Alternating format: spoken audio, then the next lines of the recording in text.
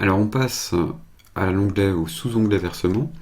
Donc le sous-onglet versement, comme on disait, on peut très bien payer toujours sur la même banque, ou sinon vous allez pouvoir payer sur deux banques différentes en répartissant le montant, ou vous pouvez aussi payer via un mode VLU, où là vous auriez un SIRET différent de l'établissement que vous déclarez, qui serait le SIRET qui appartient à l'établissement qui va payer pour tous les autres établissements, comme on avait dit avant.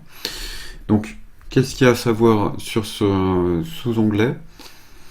Simplement où on va paramétrer l'IBAN au niveau de la paye, parce que si vous voulez modifier tous les mois votre IBAN, parce que vous passez par une banque différente tous les mois, vous pouvez très bien le faire au niveau de la DSN. Vous faites simplement ajouter ici, et vous rajoutez vos informations directement. Vous allez adapter aussi le montant du versement si vous voulez faire du 50-50, ou vous supprimez carrément ce bloc si vous voulez tout payer sur une autre banque. Vous passez par supprimer pour supprimer ce que vous avez en trop. Donc ça, c'est très possible de le faire directement dans la DSN, mais c'est vrai que ça peut générer beaucoup de ressaisies. Donc, comment on fait pour le paramétrer au niveau de la paye?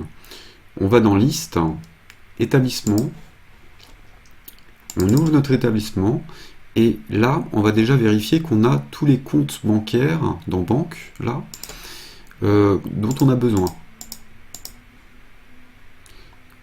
Quand on a tout renseigné au niveau des comptes bancaires, on va passer dans Caisse, et on revient sur l'URSSAF de nouveau.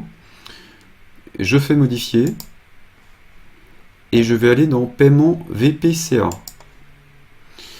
Alors, le paiement VPCA, ça veut dire que c'est du télérèglement, c'est du paiement automatisé.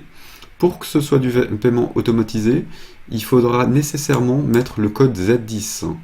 Sinon, vous avez en général du 0,31, ça correspond au virement. Si vous êtes en 0,31, ça ne remontera pas au niveau des informations, et si les informations ne remontent pas, l'URSSAF ne vous téléréglera pas, et il faudra par la suite envoyer un virement à l'URSSAF ou un chèque, enfin, il faudra payer d'une autre manière en tout cas. Donc là, je coche paiement VPCA automatisé, je mets le nombre de banques que je veux, ma première banque, ma deuxième banque, là vous voyez 0,31, c'est le virement. Je mets de nouveau Z10, et là je peux mettre du 50%, 50%.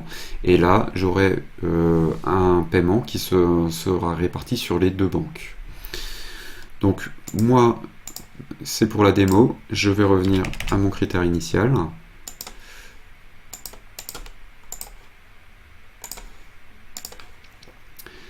Donc voilà, ça permet de faire remonter ces informations-là. Il n'y a pas grand chose d'autre à savoir sur ce sous-onglet.